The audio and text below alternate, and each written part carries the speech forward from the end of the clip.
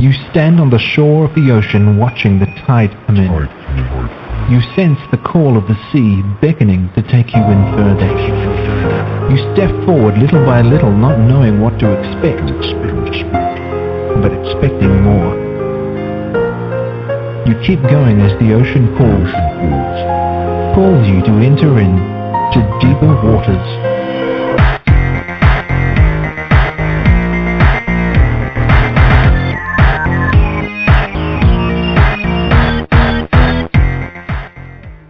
Welcome to the Deeper Waters podcast. I am Nick Peters, your host, seeking to bring you the very best in Christian scholarship and apologetics, and we've got a great show lined up for today.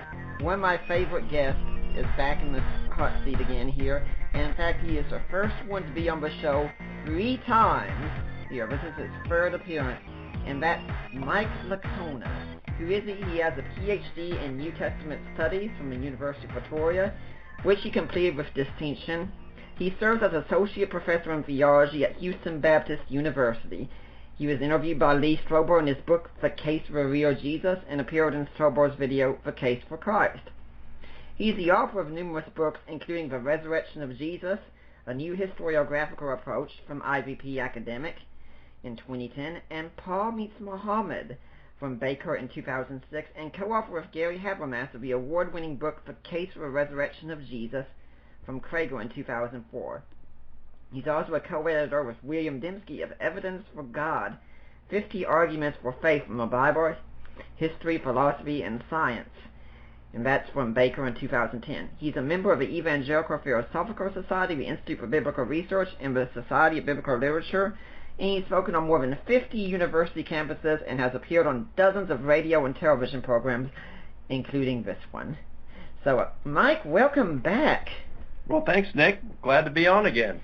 And now, many people know that normally I refer to my guests as Dr. So-and-so, but I usually refer to you in more common terms than that because of our relationship, because after all, I tell people, you're one of the few people who I can say to the show, welcome to the show, Dad. All right, son. Well, glad to be on. Yeah, and for those who are wondering, okay, why is he saying that? The reason is that your daughter and I are husband and wife together. Yep, that is true. Glad to have you as a son-in-law, too. I'm really proud of you. Thank you. Now, let's suppose, though, that there's someone who's listening, and this is the first time they've heard of you. Can you tell us a little bit more about who you are and how you got to be doing what you're doing? Well, I'll be 54 in a couple of days here, and I grew up in Baltimore and became a Christian at the age of 10. Went to a Christian university, Liberty University, where I was a music major. I played saxophone at the time, and then went to grad school because by then, although I loved playing the sax, my love for studying the New Testament was just growing, and just in time surpassed it. So I wanted to get more in depth in the New Testament studies. I wanted to study the New Testament in its original language. So that's what I focused on, learning the language. I took all the courses I could that they offered, plus they had several independent studies for me. So I have the equivalent of 5 years of graduate level courses in Greek. Toward the end of my graduate education, I was doubting my faith. It wasn't any particular argument. I mean, I was in a Christian university. I didn't even have a whole lot of exposure to skeptical arguments, but I just started asking myself, how do I know that this is really true rather than this is the way I was brought up to believe? And one of my roommates recommended I see Gary Habermas, said he was really approachable. I found that to be the case. Gary helped me with my doubts at that point. But they came back later, and that's what really led me into apologetics and Christian apologetics, seeking the answers. By the time I was in my early 40s, I wanted to go for a doctorate, so I enrolled in a PhD program and wanted to study the resurrection using historical method, which really hadn't been done on a comprehensive basis before. It had been done on a smaller basis by a professional historian like Paul Meyer.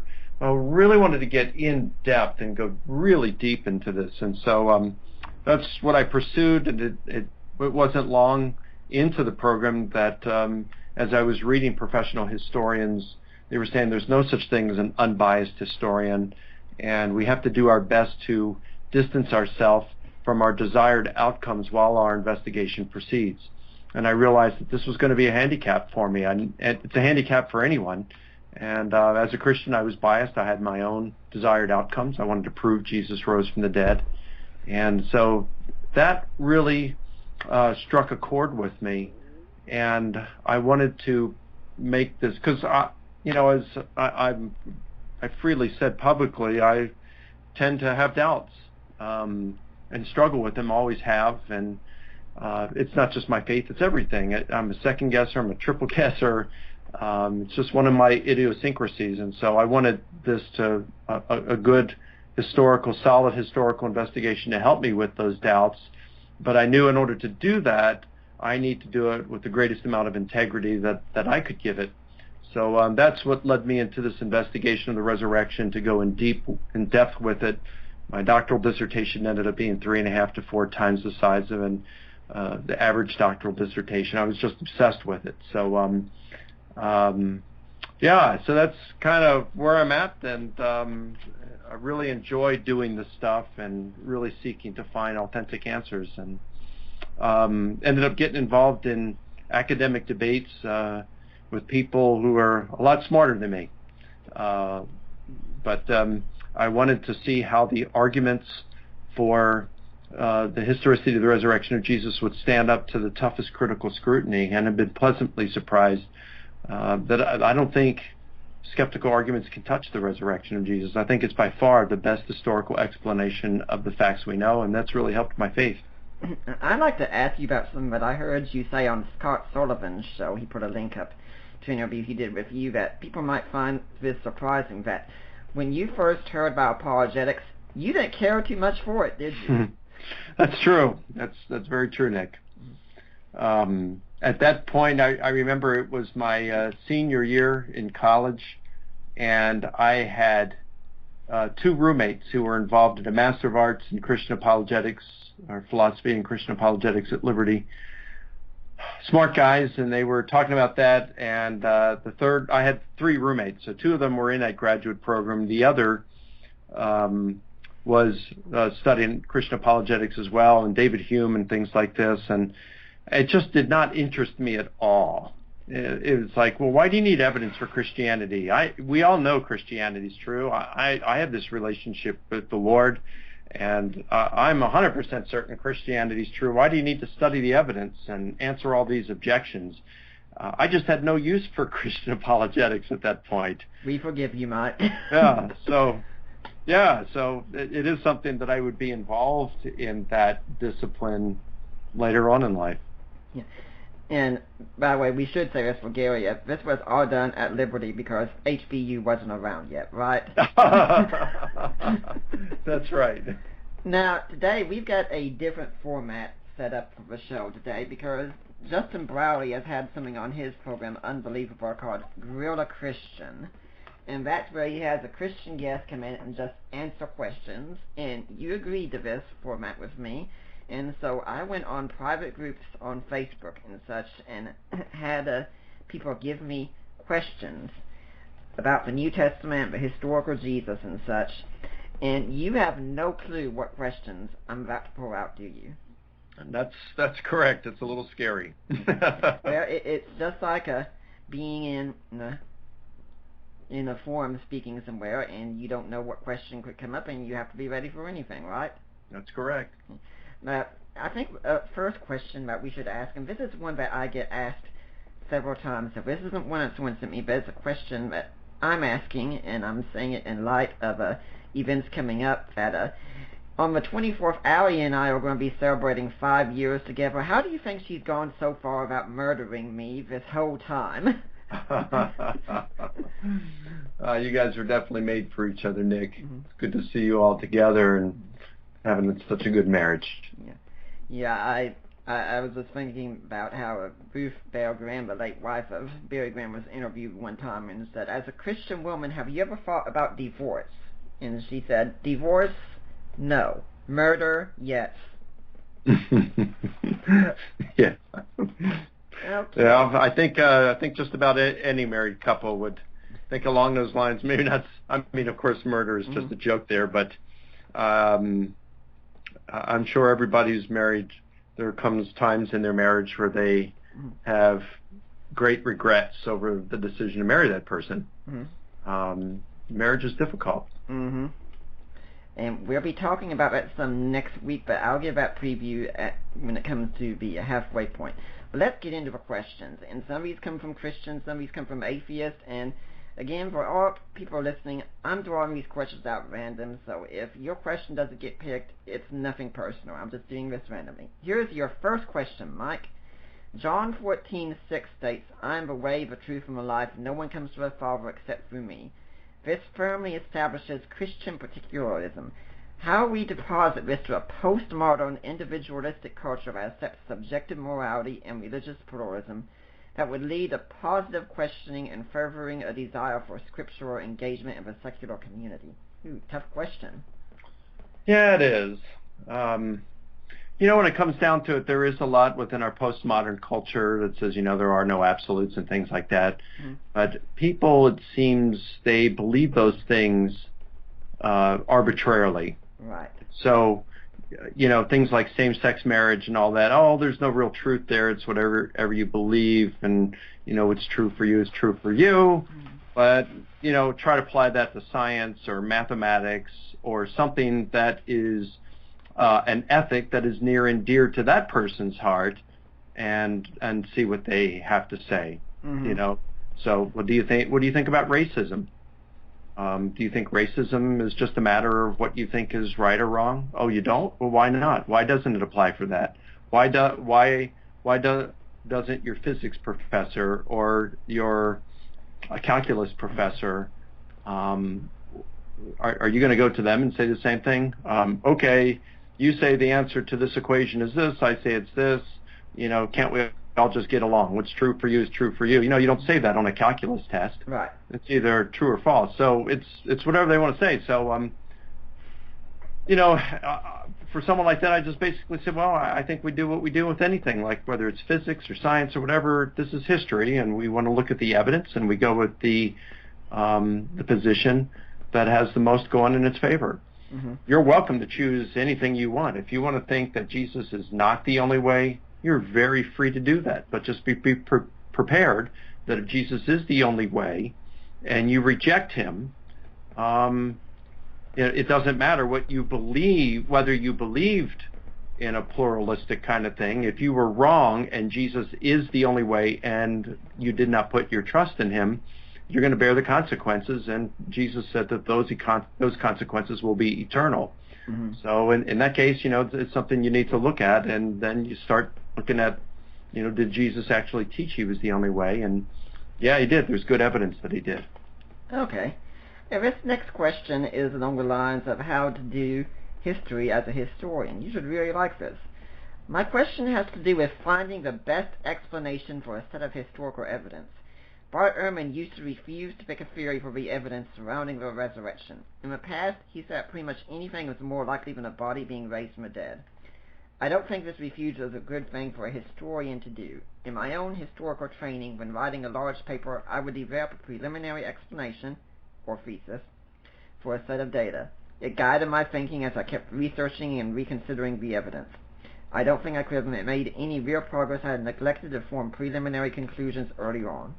So does refusing to pick a theory, so to speak, hurt the effectiveness of a historian? Why or why not?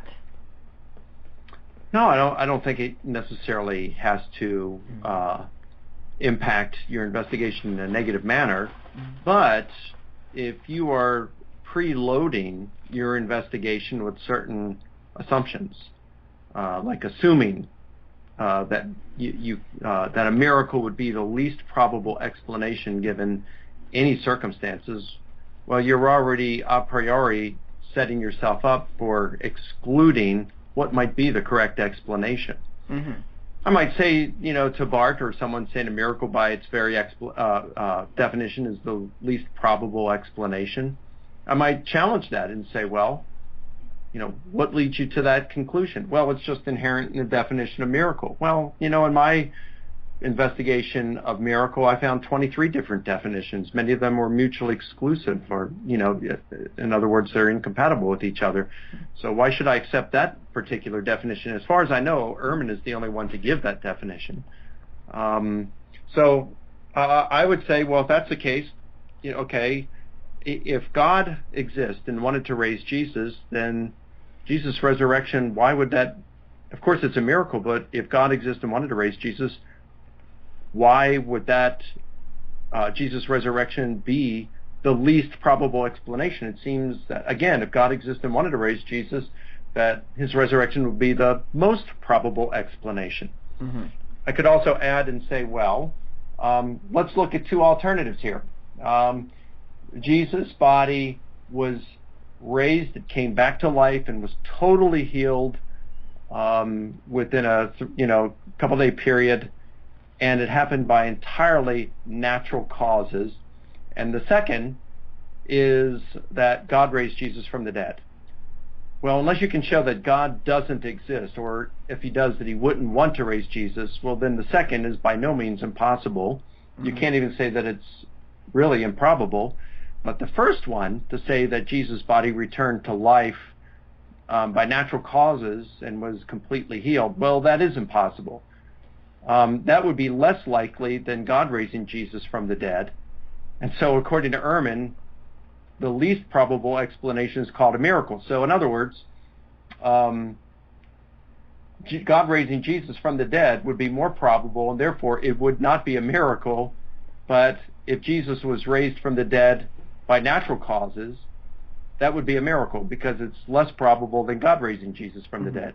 I think there's all sorts of problems that we could raise with Ehrman's approach to saying that miracles are the least probable explanation.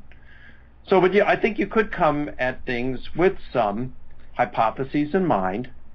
But a historian is going to first look at the data and say, all right, what is our data for which we are certain? And then you formulate numerous hypotheses. You might have your preferred hypothesis, but you formulate and consider numerous hypotheses, and you weigh them according to the criteria for inference of the best explanation. You see which one explains the data better than the others, and that hypothesis should be regarded as what probably occurred.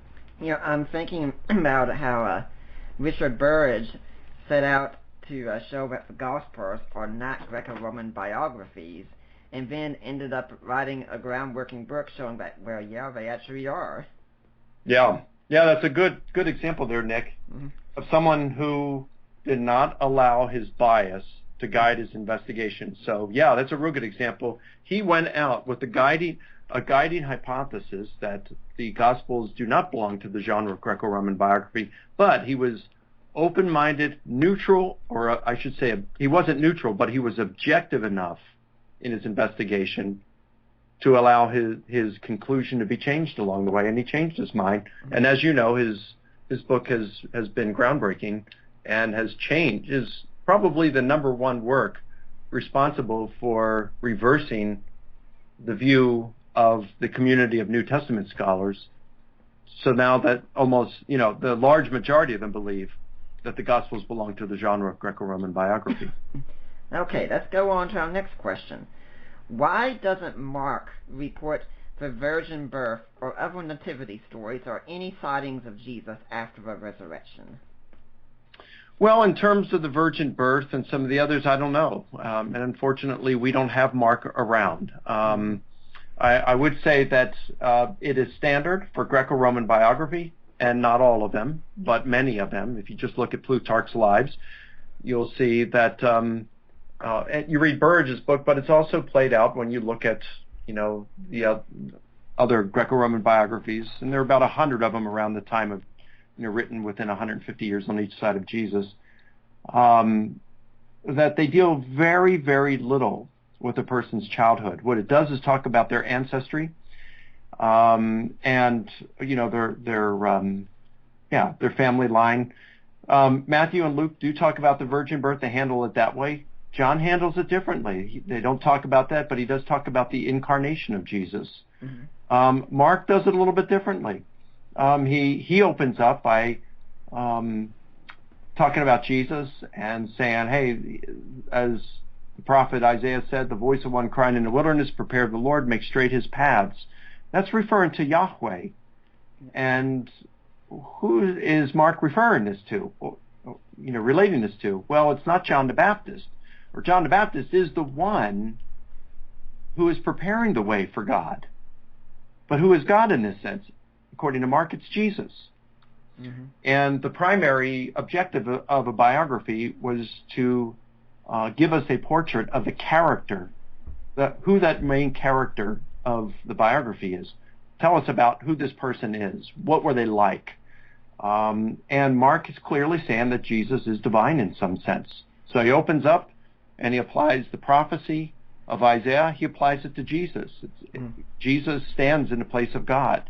That's chapter 1. Chapter 2, he heals a paralytic, forgives him his sins. They say, hey, that's blasphemy. Only God can forgive sins. Yep. You go chapter 3, chapter 4, same kinds of stuff. All through Mark's gospel, it's stuff that points to Jesus as being God in some sense. And so that's how Mark handles it. Mark talks about this ancestry of Jesus being God's son. He's uniquely divine by saying he's the fulfillment of prophecy. So he just does it differently than Matthew and Luke, and John does it differently than Matthew and Luke. Could we also say that if Richard Bauckham has made his case where that Mark is an inclusio account, and earlier church tradition says that Mark is the account of Peter, and that's who the inclusio is about, and that this is Peter's eyewitness testimony, Peter wouldn't have been around the birth of Jesus, so Mark wouldn't have included it. Well, yeah, that could be the case. I read Bauckham's case for inclusio. Inclusio was certainly done back in antiquity, as I read through Plutarch's Lives several times, and I know you've read through them once or twice, that I can see specific instances in where inclusio is used in Plutarch. I've marked a few of them where it seems certain he was using that. I'm convinced that occurs sometimes in Mark, but maybe not as often as Bauckham sees. But, he might see something in there I just don't see yet. But, yeah, the earliest church tradition is that Peter was behind. Mark got his information from Peter, and the majority of New Testament scholars, a slight majority though, but a majority nonetheless, believe that early testimony and accept the traditional authorship of the Gospel of Mark and that he got it from Peter. Well, my answer is about the virgin birth. How about the appearances? Why does Mark leave those out? Well, we really don't know. There's a couple of different possibilities. Number one, it was intentional that he left them out, and that Mark's gospel ends with chapter 16, verse 8, with the women running away and saying nothing to no one because they were afraid. And I'll tell you, there are probably as many theories on for those scholars who say that Mark intended to end his gospel there. There's probably as many theories as there are New Testament scholars on why Mark ended it there and what he meant to communicate by saying that, the women didn't say anything to anyone. For myself, that same grammatical structure, it says they ran away and they said nothing to no one, that is used earlier in Mark chapter 1, verse 44, I believe it is, when Jesus heals a leper and tells him to go show himself to the priest and say nothing to no one. What that means is, hey, don't stop along the way, go straight to the priest and show yourself.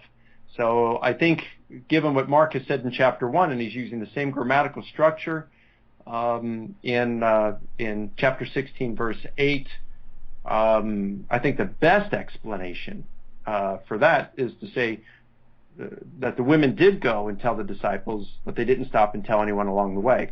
Okay. I'm with those scholars, and there are a number of them, good scholars, big scholars, who would say that Mark did not intend to end his gospel there, but rather either he was unable to complete his gospel or the ending was lost. And I have no idea which is which one is even more probable there, but chapter 14, verse 28, Jesus tells his disciples, hey, I'm going to die, I'm going to be killed, and I'm going to rise from the dead, and after I've been raised from the dead, I'm going to go ahead of you into Galilee, and we'll see you there. And in chapter 16, verse 7, the angel tells the women, he's not here, and he's risen, but go tell the disciples and Peter that he's gone ahead of you, and we'll see you in Galilee, just as he said. So that, plus all the predictions about Jesus' death and resurrection that are peppered throughout Mark's gospel, and there's several of them, would seem to suggest that Mark is going to anticipate, he's going to know about these appearances. So why didn't he narrate them? We don't know. Again, it could be lost, or maybe Mark got sick or died or was killed prior to completing the gospel. We just don't know. Okay, let's go to the next question. Hey, let me throw one more thing in there, Nick, and Sure. that is Paul wrote his letters probably before Mark wrote his gospel. Uh-huh. And Paul mentions the resurrection several times. He mentions the appearances of Jesus, of course, in 1 Corinthians 15, multiple appearances to individuals and to groups. So the appearance traditions were known prior to Mark writing the gospel. So it would be wrong-headed to say, the appearance traditions come late in the other gospels, Matthew, Luke, and John. Mark didn't know about them. Well, Mark would have known about them because they were early. And remember, Paul in 1 Corinthians 15 says he appeared to Peter, then to the 12. Right. So Mark would have known this if he got his information from Peter. He would have known about the appearance to Peter. So I don't see any real problem. I wish Mark would have narrated them, or if he did, that they would have survived. But we don't have that. But we do have earlier reports in Paul. Okay. Now this question here is about a messianic figure mentioned in Josephus, Judas the Galilean. He claimed to be a Messiah. In what ways were his claims and circumstances similar to Jesus the Nazarene, and in which ways did they differ? I don't know enough about him to be able to answer that intelligently, so I'll have to pass. Hey, let's say something about this then. What do you do if you're in a forum of sorts and you do get a question and you honestly don't know, but you want to say something more? I mean, what steps would you recommend this person take for this question? Just to admit it. I mean, that's what I do. I don't know the answer. I don't even have a clue on how to answer that. So I just admit it. I don't think there's any shame in that. And there's just so much to know. I mean, I can't even keep up with all the literature on Jesus' resurrection alone. There's just explosion of knowledge. You can't expect to know everything. Yeah, it's quite a mistake a lot of apologists make. I think that they think they have to be experts in everything, and even in your area of New Testament, you can't be an expert in everything. In very little. Okay, next question. What evidence is there that Jesus was buried in the tomb of Joseph of Arimathea? Why would a member of the Sanhedrin want the body of Jesus to be buried in his personal, no doubt expensive family tomb? Doesn't this sound like a bit of embellishing on the part of the disciples? I don't think so. You mean on the part of the gospel authors? I don't think so. I mean, after all, the gospels do talk about Joseph of Arimathea being a secret disciple of Jesus, and they were going against what he wanted in terms of crucifying Jesus. And if he really thought Jesus was the Messiah and was a follower of Jesus, then why not offer your own tomb to him at that point? Why not? So I don't find it fantastic or implausible at all. You combine that with Josephus in Jewish Wars. I think it's Book 4, Section 317. And in there it talks about how a number of mercenaries for the Romans came in and they killed a lot of the Jews in Jerusalem and refused to have them buried. And it says the Jews were incensed over this. Now, this is happening around the years 67, 68, a couple years before the fall of Jerusalem and the destruction of the temple. And Josephus says that the Jews were incensed about this because it had been their custom to remove the crucified and the condemned prior to sunset and give them a proper burial.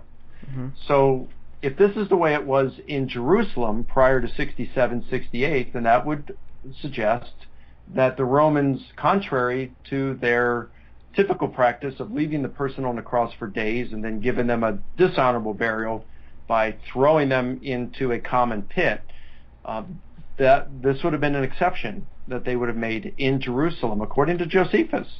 Mm-hmm. And so Jesus, we can expect, would have been given a proper burial, not necessarily an honorable one. Right, Bowen McCain. Yeah. So I'm not saying it wasn't an honorable one. I'm just saying from Josephus, we can know that it would have at least have been a proper burial. And so therefore, I think the burial by Joseph of Arimathea, since the Gospels do say he was a follower of Jesus, is entirely plausible. Yeah, the reference I was making was to Bowen McCain's Where No Man Had Been Laid, an article he made showing that Jesus' burial was shameful. I think even Jody Magnus at University of North Carolina Chapel Hill has said that these accounts, they seem to be just reliable accounts. And Jody's an expert in that area. And for anyone who's interested in this question further, little heads up what's coming. We've got tentatively marked down that on August 22nd on the show, Greg Manette will be on here discussing the burial of Jesus. Now, he'll probably be able to answer everything about that, won't he? Yeah, Greg's a good guy, and he's doing his doctoral dissertation. I'm supervising it for him. Mm-hmm. And he's doing his doctoral dissertation on the burial of Jesus. So, yeah, and he's doing some good work. Okay, now this next question, yeah, I was sure a question like this would come up here, so get set, Mike. Did the events described in Matthew 27, 51 to 52 actually occur? It seems Matthew presents these as factual historical narrative. Are they? And if they are not, how can we tell whatever facts recorded regarding Jesus' death and resurrection are not literally true? Okay, Mike, first off, before answering this question, could you give a context? What is this person talking about for those who might not have this passage memorized or know about this debate? Yeah, well, it's a good question. He's talking about the six phenomena reported by Matthew at the death of Jesus: the darkness, the temple veil splitting from top to bottom, the earthquake, the rock splitting, the raising of many dead saints, and that after Jesus' resurrection they came out and walked into the city of Jerusalem and appeared to many. So, the question is, did these things really occur? And if they did not occur, how can we distinguish between what occurred and what didn't? Well, it's a fair question. I don't know. I'm skeptical of some of those. And I'm not saying that they didn't happen. I'm not willing to say that they did happen. My reading of the Greco-Roman and Jewish literature of the period revealed numerous examples of similar kind of phenomena happening. Darkness covering the earth, like eclipse of the sun, Mount Etna erupting, fighting seen in the heavens. And Josephus reported that when just before the temple was destroyed in 70 A.D., that the doors to the temple, Jewish temple, which took more than 20 men to open, opened by themselves. We find Cassius Dio saying the same thing at one point about the doors of the temple of Jupiter, which took many men to open. They just opened by themselves. Josephus talks about fighting seen in the heavens. Cassius Dio and I believe Livy talk about fighting seen in the heavens, darkness. Livy and again I believe Cassius Dio talk about pale phantoms seen walking around at sunset. And so we find a bunch of these kinds of things that are going on in the literature, the Greco-Roman and Jewish literature, on things, matters that I think the author wanted to emphasize had cosmic or even divine significance to them. So the question is, was Matthew doing the same thing here?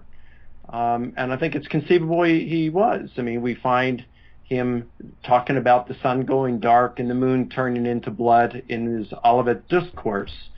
And he's getting that from Joel chapter 2.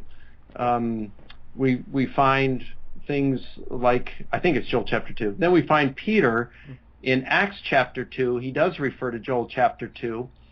And he says, hey, you guys think we're drunk here at Pentecost, people speaking in tongues and prophesying. Well, no, this is what Joel the prophet spoke of, that young men will have visions, old men will have dreams, and those who call on the name of the Lord will be saved, and things like that. So when you look at that text in Joel 2, it also talks about the sun going dark and stars falling out of the sky, and those who call upon the name of the Lord will be saved. So you look at the context, and it seems pretty clear that Peter is suggesting that these things have occurred in their presence that day. But the stars didn't fall out of the sky. The moon didn't turn to blood. The sun didn't go dark and all of that. So it seems to me that Mark is using this phenomenological language, this special effects, poetic effects there, to talk about events of divine significance that have taken place. It was a regime change, and that was often described in Jewish literature by the sun going dark, a regime change. And so this could very well be what Matthew is signifying by these special effects. Can we know that some of them occurred and some didn't? It is really hard to tell, Nick.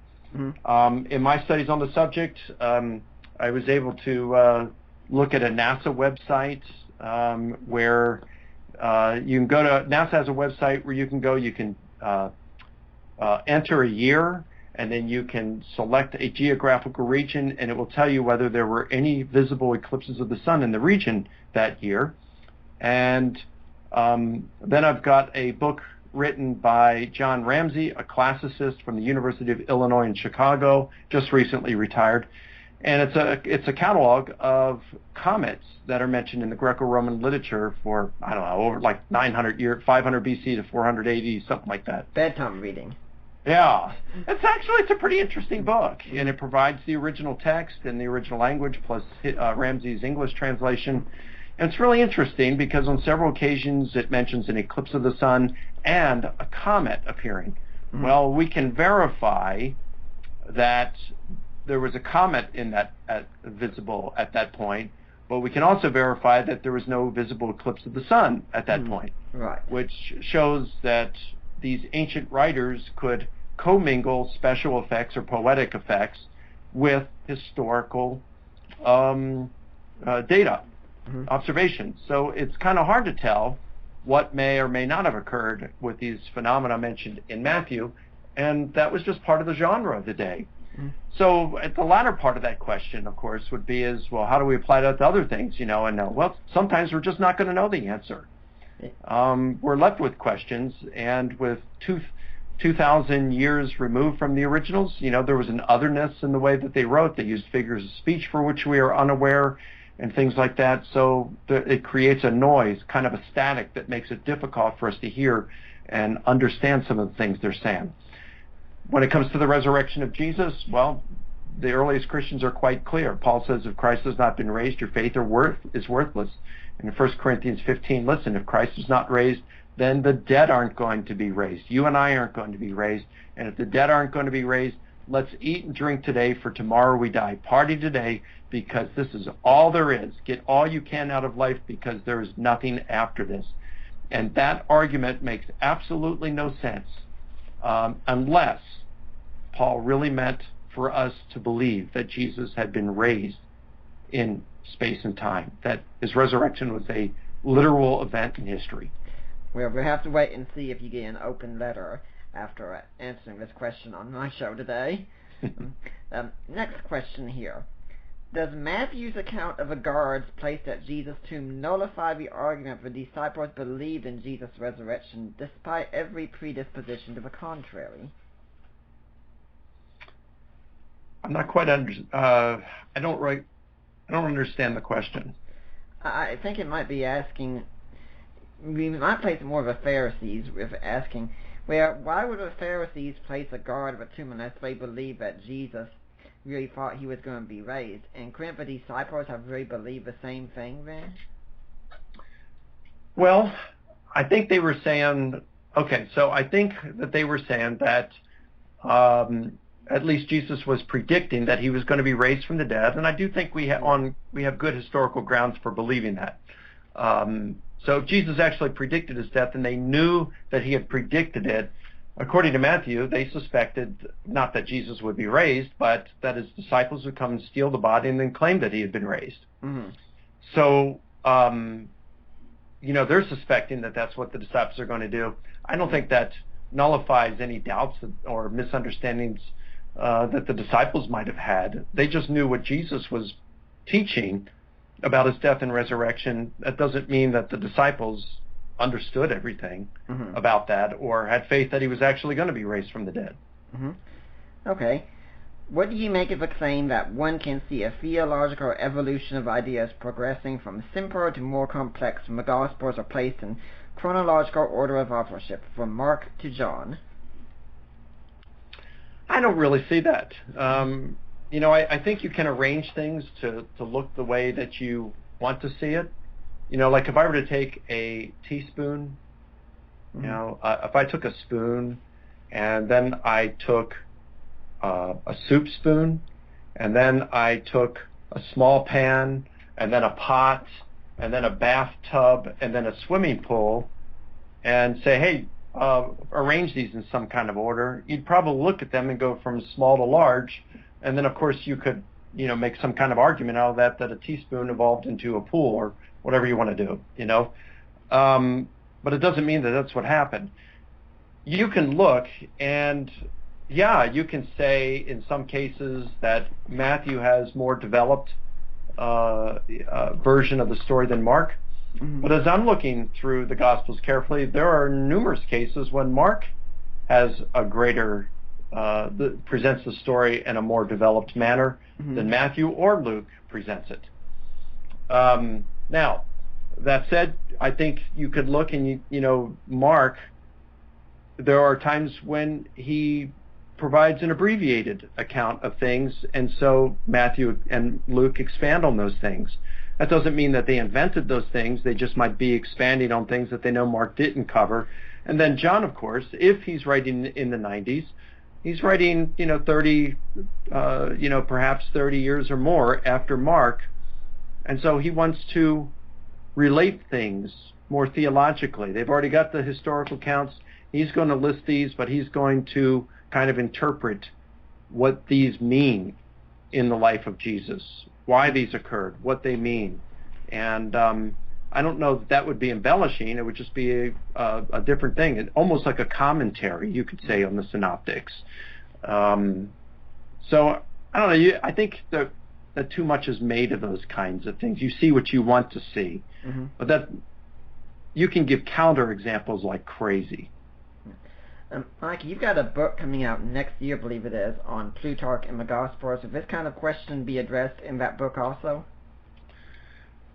Not really. What I am doing in that book, Nick, is, half the book is going to be on looking at 30 pericopes or stories in Plutarch's lives, 9 of them that occur on 2 or more occasions, comparing them and inferring compositional devices Plutarch is using, and that classicists say that all ancient historians and biographers used at that time, and showing that Plutarch was using is by comparing how Plutarch tells the same story, using pretty much the same sources and writing them at the same time.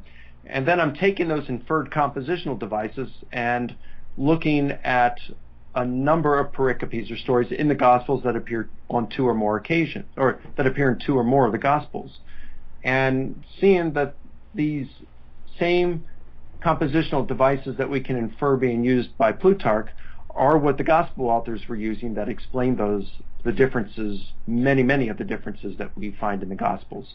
Okay, this next question, this is the kind of thing I come across a lot on the internet.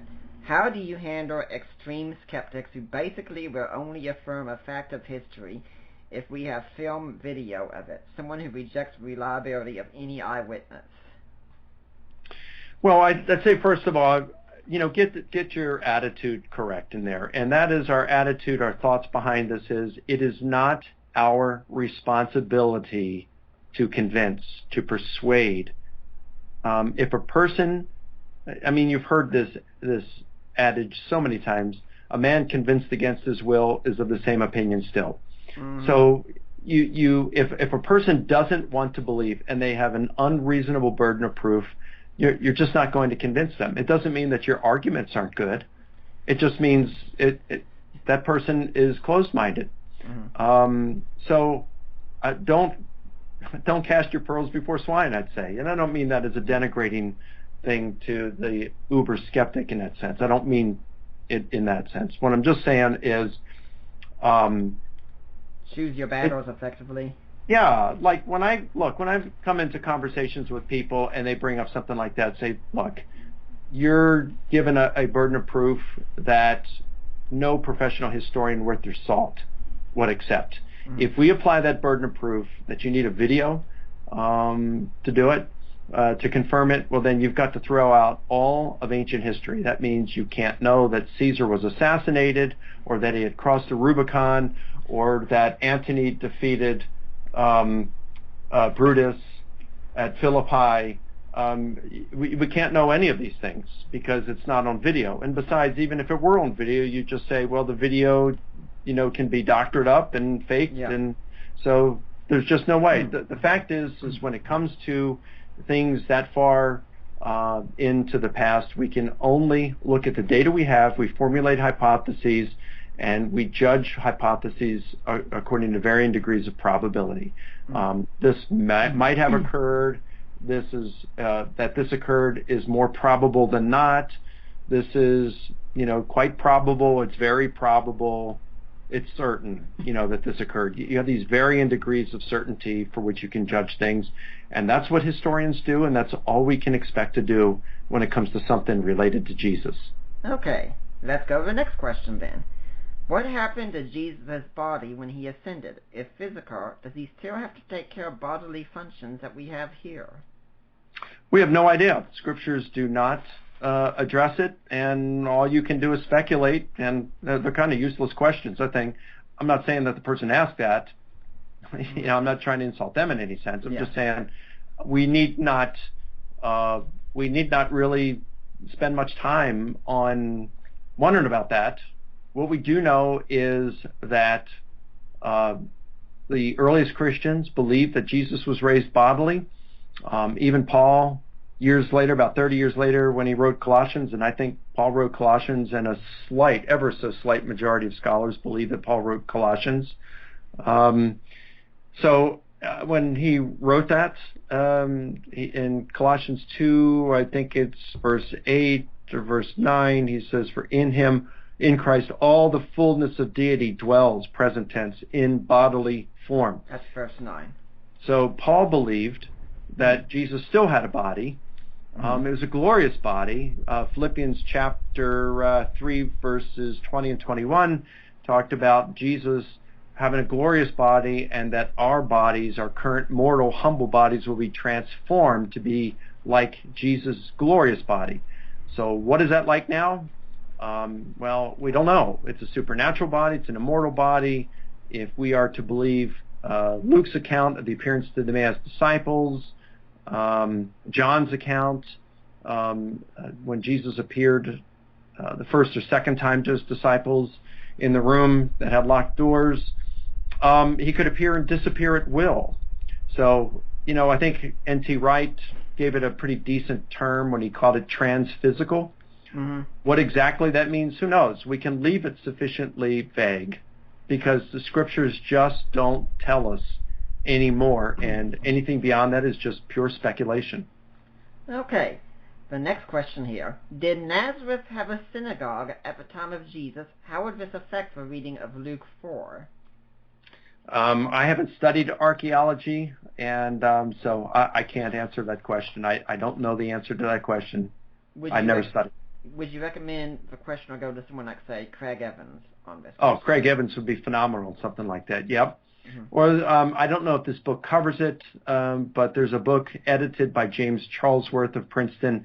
It's titled Jesus and Archaeology. Craig Evans does submit. He's got an essay in there on. They think they may have found the ossuary or burial box of Alexander, the son of Simon of Cyrene.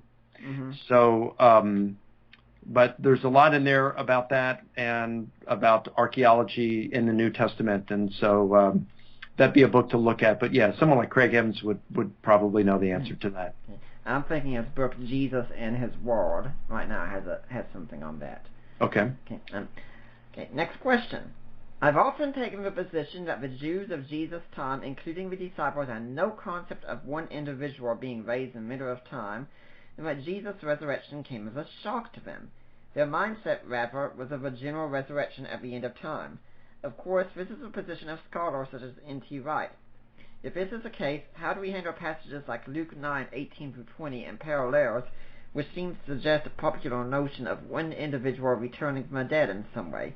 And now that passage we're all interested, that's the Lucan account of Herod and John the Baptist. Well, not that one, although that certainly fits, but it's a similar one about the confession of who Jesus is and how some said, "Oh, you're John the Baptist raised from the dead." So how does this fit in then?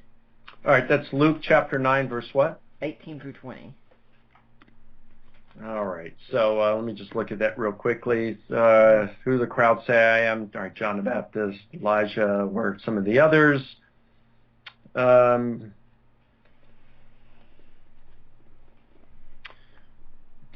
Yeah, well, I guess Luke doesn't really give any more of a context on, what they're saying there. So did they think that, would those people have said that John the Baptist or Elijah or other of the prophets had been resurrected? How did they understand things? I guess, I don't know. I don't know how I would answer that. I'd have to give that some thought. I haven't really given that a lot of thought. And I don't want to wing it here. So, yeah, it's a decent question. I'd have to think about that some. I think one of the apocryphal books, 4th Ezra, or something like that, talks about Jeremiah returning at the time of Messiah, and then you can look at Malachi, it says, "I will send Elijah before that day comes." So those could be places for people to start looking, couldn't they? Yeah, I guess that sounds good, Nick. I guess it'd be something, would someone say that they were resurrected? And, okay, so even if that were the case, I guess we could say, all right, so they thought that maybe Elijah or Jeremiah or some of these others, perhaps one of the prophets of old, could have been resurrected, but did they think that Jesus would be resurrected? Right. Jesus did predict his resurrection, so I guess maybe you could say, and I don't know, I'm just thinking out loud here, that maybe there were a few examples of people who they thought could have raised from the dead, been raised from the dead prior to the general resurrection, but these would have been the exceptions to the rule. So Jesus would have had to have been just another of the very, very few handful of exceptions. Still, you would have, everybody else would have been expected to be raised at the general resurrection. So I guess you could say, let's nuance that and say, in Jewish thought in that day, of course, some, like the Sadducees, didn't think there was any afterlife. So I don't even know what they would have done with these few exceptions. But you could say, well, there may have been a handful of exceptions, just a handful, and Jesus could have been one of that handful of exceptions, but that would have been just an exception. Still, most would have expected to be raised at the general resurrection. Okay, let's get another question on the ascension from Acts 1. In a debate with William Lane Craig, John Shelby Spong recalled a conversation he had with Carl Sagan. Sagan reportedly pointed out that if Jesus had literally gone up into the air and left the earth to reach heavens, he wouldn't have even passed our own galaxy by now, and there are in fact thousands of galaxies. This, according to Sagan and Spong, proves that the literal interpretation of the New Testament is ridiculous. How would you respond to Carl Sagan on this point? It's ridiculous. I mean, after all, really, if Jesus is divine and, it's true that he is the creator and sustainer of the universe, as John in John's gospel at the very beginning, and Paul in Colossians chapter 1 says,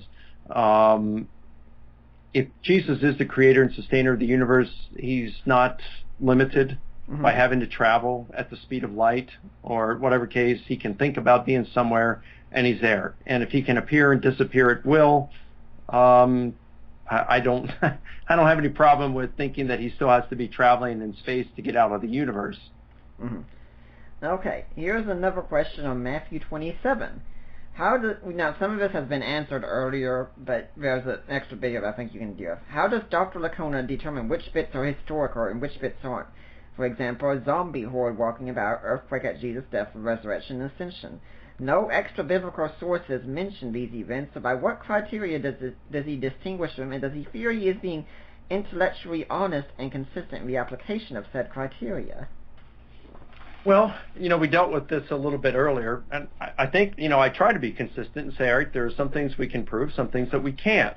I think that we're on secure ground to say that Jesus was raised from the dead, that this is what the earliest Christians were claiming, that Jesus' resurrection was an event that occurred in space-time, and it involved Jesus' corpse. Mm-hmm. Was Jesus baptized? I think by John the Baptist. I think there's really good evidence that yes, he was. Did the voice come out of the sky? Can we confirm, though, that a voice came out of the sky saying, "This is my son with whom I'm well pleased," at Jesus' baptism? Well, we can't confirm that. Can we confirm the virgin birth? No, we can't confirm the virgin birth. Can we confirm Jesus' death by crucifixion? Yes, we can confirm his death by crucifixion. Can we confirm the earthquake and the saints walking around after Jesus' resurrection? No, we can't confirm them. Does this mean they didn't occur? No. Does it mean they occurred? No. It just means we have to put a question mark there, and, historically speaking. And I'm talking just purely historical. Now, if you're looking at it theologically, or if you take the doctrine of biblical inerrancy, you still have to ask the question, what were the authors intending to communicate here?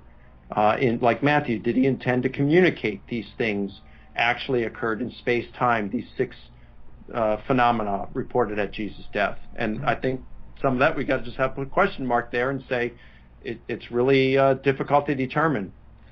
Now, if a question did ask about extra biblical sources, what role do extra biblical sources play when asking questions like this? For instance, when the Bible records an event and the Bible is the only source we have of that event.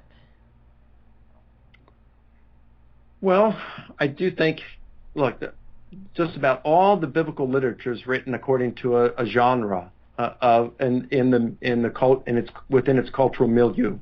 So, for example, you've got Proverbs and Ecclesiastes is known as wisdom literature. And so you can compare that with other wisdom literature. And in fact, people like John Walton have done this in his Zondervan Illustrated Bible Backgrounds Commentary. Right. And he shows how with Proverbs and Ecclesiastes that the author borrowed a lot of this from Egyptian wisdom literature. So understanding what wisdom literature is helps us to arrive at a proper interpretation. And as Jonathan Pennington at Southern Baptist Theological Seminary says, to ignore the genre is to do so at one's own peril. When you look at Psalms, it is poetic literature, and we interpret it in such. So when it says that God is asleep, we don't interpret that as God actually having his eyes closed and taking a rest in a quasi-conscious state. Because it's poetic literature, you interpret it in that. When you look at Kings and Samuel, that is historical literature, and you compare it with other historical literature of that period. When you look at Acts, the book of Acts, almost everybody, evangelicals on the far right of the evangelical spectrum would agree that Acts is historiography, that Luke is familiar with Greco-Roman historiography. He shows all kinds of things earmarks for that. So Paul is writing letters. Revelation is apocalyptic literature. So if you're looking at all of this and you're saying, okay, the God inspired the writers according to the particular genre, why would you think that the Gospels are exempt from Greco-Roman biography? That they are the only example in the biblical literature where God said, I'm going to write according to a unique genre. Right. I think we should be surprised if that were the case. And we ignore it, as Pennington would say, to our own peril if we try to interpret the Bible outside of the particular genre in which the literature was written. And isn't it a mistake to say we should be skeptical of an account if only the Bible records it and nothing outside the Bible says it? No. We might be able to say at best that we cannot confirm historically that this event occurred, but that doesn't mean the event did not occur. There are plenty of events that are reported by other ancient secular historians that are accepted as probably having occurred. We can't confirm it because they're the only source, but you look at the internal, external evidence, you say, this probably occurred, although it's only reported by one author. So, look, that the Emperor Claudius expelled the Jews from Rome is only reported by 2 sentences in Luke in the book of Acts, and by Suetonius in his Life of Claudius. So aside from those 2 sentences in each of those, we wouldn't know anything about it. So there's 2 sources there, but it's barely in either of the sources. So, yeah. And this applies to even major events like the eruption of Vesuvius. I mean, we wouldn't even have an account that says it destroyed Herculaneum until we get to Cassius Dio, right?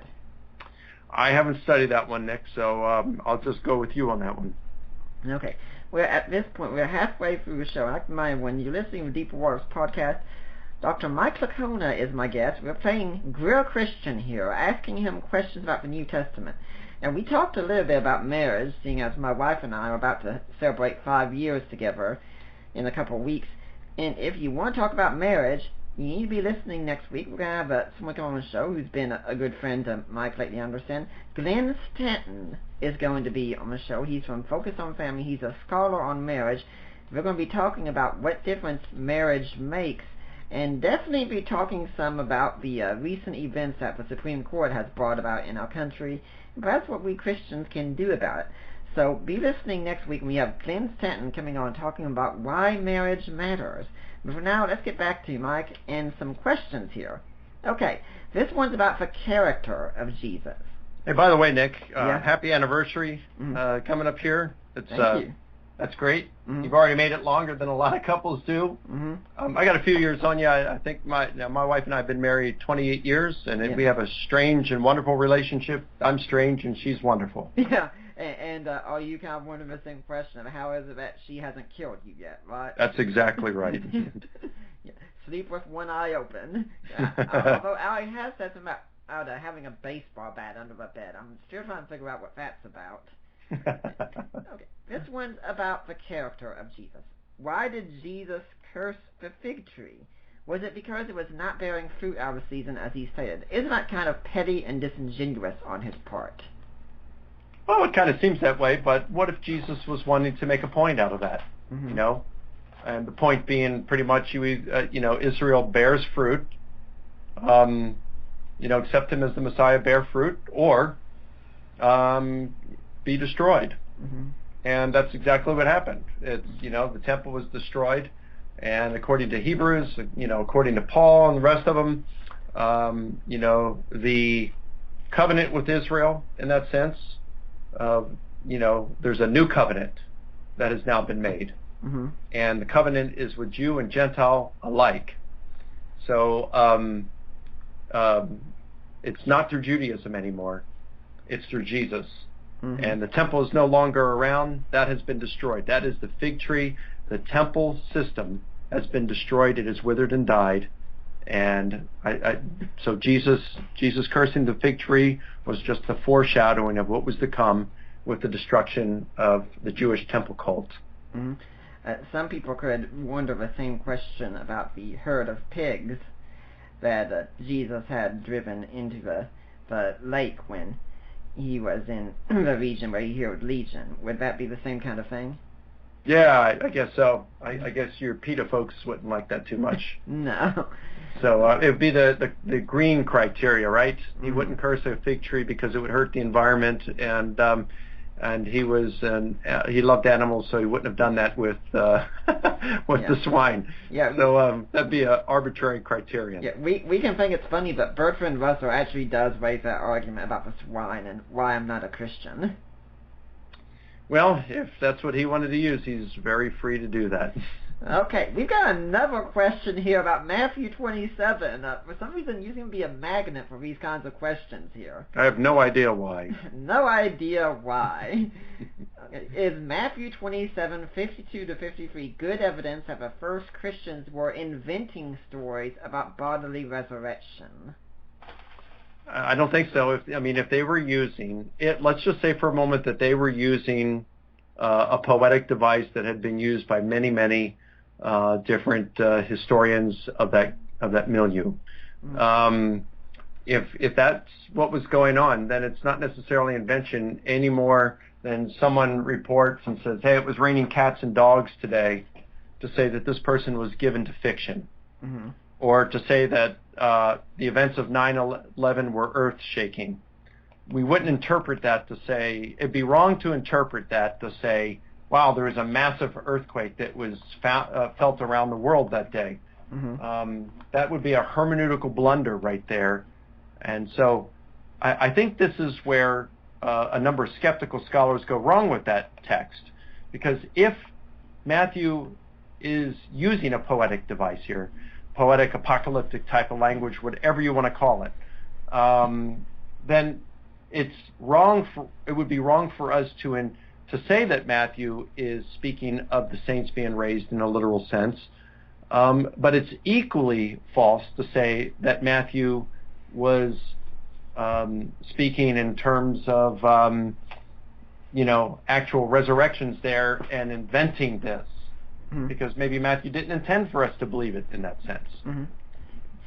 When we're talking about the kind of language used, first off, I want to let people know that on August 1st, I'm going to have on the show D.D. Warren, author of the book, It's Not the End of the World, a commentary on Matthew 24, one of the best ones you'll find out there.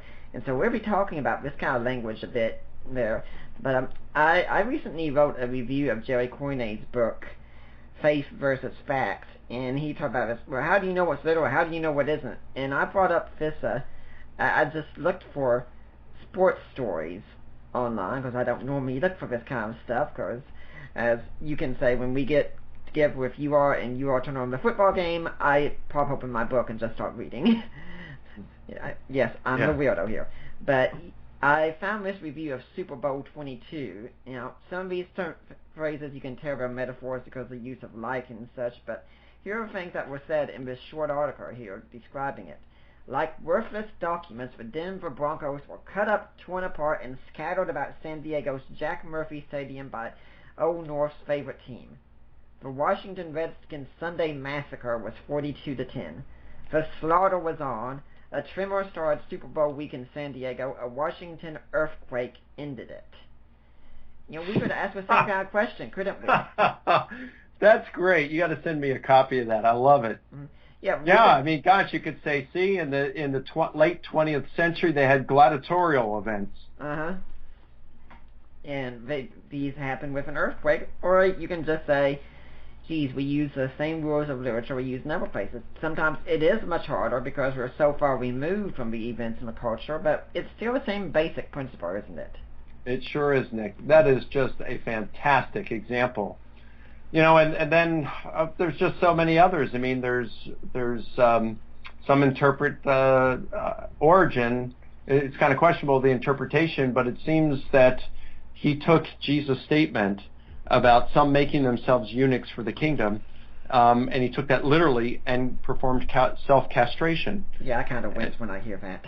Yeah, hermeneutical blunders have tragic consequences, So it's... But whether that's true of origin, we know it is true of several, a number of Christian men in the first couple of centuries of the church. Mm-hmm. They had to get to the point where the church said, stop performing this self-castration. This is not what Jesus meant, and from now on, anyone who does it is forever disqualified from church leadership. Mm-hmm. So, if they could misinterpret things like that, and they were reading the Gospels in their original language, and they were reading it, they were a lot closer to the events than us, within just a couple of hundred years, then we shouldn't be surprised when it is difficult for us at times to understand what is being said. Mm-hmm. Okay, this is a question about inerrancy also. Is the story of Jesus and the adulteress to be stoned really apocryphal, as Ehrman says in Misquoting Jesus? If so, how should Christians remedy this problem? Well, Dan Wallace, who has debated Ehrman, and this came up in that debate, Dan Wallace said, just like with the majority of New Testament scholars, including evangelicals, is that story probably did not appear in the Gospel of John, at least as it was originally written. Some believe that it came from a different manuscript of the Gospel of Luke, because they say it has Lucan style and vocabulary in it. I don't know. I have a friend named John David Punch who did his doctoral dissertation, his PhD dissertation on this, and he went into it, wanting to prove that this was that John included this originally in his Gospel. And he came out of it saying, I don't know, he may have, he may not have. So he studied it a lot more than the average New Testament scholar, a whole lot more. And he's indecisive about it. So we really don't know whether it appeared in the original Gospel of John. Perhaps, maybe even probably it did not appear in the original Gospel of John.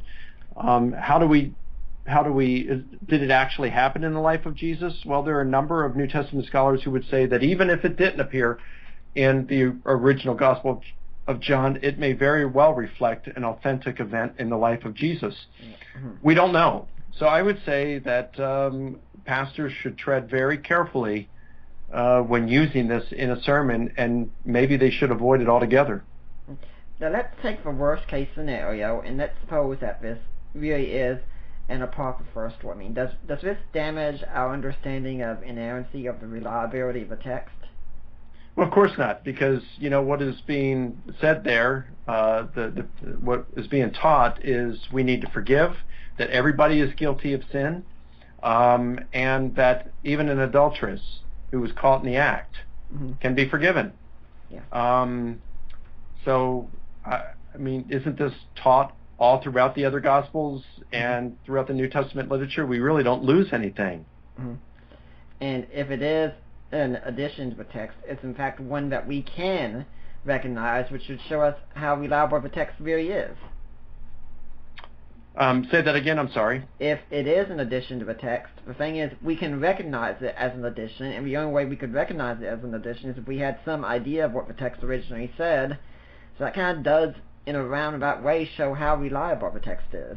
Yeah, it's certainly that we do have criteria for going with what appears to be authentic material, and if it doesn't make that cut, you're right. I suppose you'd say at this point that the questioner is best served by going to Dan Wallace's books on the topic. Sure. And Dan Wallace has been on the show before, and we have discussed this topic specifically, so the questioner is advised to go back and listen to that show too. Okay. Wallace is the man. He's amazing. I've been reading about Jesus' perspective on hell, and good arguments can be made that Gehenna did not imply a perpetual place of torment for individual souls. Although unbelievers would not experience eternal life, Jesus was actually warning of a national judgment, as Old Testament prophets did, through fire references. I would like Mr. Licona's thoughts on this. Well, hell is not a topic that I've really researched a lot. I've read a couple of books on it, like 4 Views on Hell. It's a hot topic. It's really it's a decent book. By Zondervan. There are other books on it, on hell. There are several different views of hell. I just haven't done an in-depth study on it, and not prepared to comment on it. Yeah, it's just not a burning passion of yours, is it? Right. Yes. When I get together with Mike and everyone else, we have puns going back and forth like crazy. Drives Audi nuts when that happens. Simple question here, very short. Can we establish the authorship of a New Testament text? Well, I think in many cases we can, and we can to different degrees of probability. So I do think we can establish with pretty good probability the traditional authorship of Mark and Luke. John's a little more difficult, but I do think there's a good chance that John wrote the gospel attributed to him. If not John, then a minor disciple, it's just hard to say. It gets really involved. Matthew's the most difficult one. I think we can say, we can unpack it if you like, but I think we can say that there's a good chance that Matthew, some of the material, at least in Matthew's gospel, came from Matthew. When it comes to Paul's letters, I think we're on good grounds. The New Testament scholars are virtually unanimous that of the 13 letters attributed to Paul in the New Testament, 7 of them are written by Paul, at least 7 of them. If we add Colossians and 2 Thessalonians, which I think the majority of scholars, it's different though. The other 7, virtually 100%, a virtual consensus on them. Once you get past the 7, a lot smaller. So, you look at, again, Colossians and 2 Thessalonians, where a slight majority accepts them as coming from Paul. So now you're at 9. And so the remaining 4 would be Ephesians, and then the pastoral letters, 1st, 2nd Timothy, and Titus. I think that there's some decent evidence that Paul wrote Ephesians. I'm not persuaded by a lot of the arguments against it. If we do some on the style and the words that are used, I looked at this years ago, and I'm just not persuaded by it. I think if you look a little more carefully, I think those arguments fail. I think Paul wrote Ephesians, but it's not a hill to die on. He could have used a secretary, a scribe, to help him on that, and that could account for some stylistic differences. Mm-hmm. When it comes to 1st, 2nd Timothy, and Titus, I haven't studied enough. But even people like D.A. Carson and Doug Moo in their New Testament introduction, they admit that these 3 are kind of difficult. They tend to lean toward the view that Paul wrote them, but they said we just can't know with certainty. Mm-hmm. And those 3 were disputed as being written by Paul in the early church. So, Hebrews, we don't know who wrote Hebrews. Even Origen said only God knows who wrote Hebrews. So some of them are a little more difficult. 2 Peter and Jude, these were disputed within the early church, and many scholars dispute their authorship even today.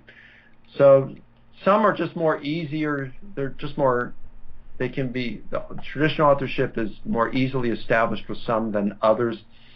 And in the case of some, we just have to leave a question mark there. Yeah. I'd like to let listeners know also we've had Andrew Pitts and Justin Langford both come on to discuss the question of forgeries in the New Testament, so they're welcome to go and listen to those shows. And we've got a show coming up on August 29th that's going to be talking about Paul some, and one of these guys is definitely an authority on the letters of Paul.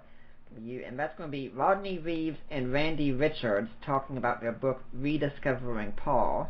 And Randy Richards did his dissertation on this kind of topic, didn't he? He did his dissertation on the secretaries in Paul's letters.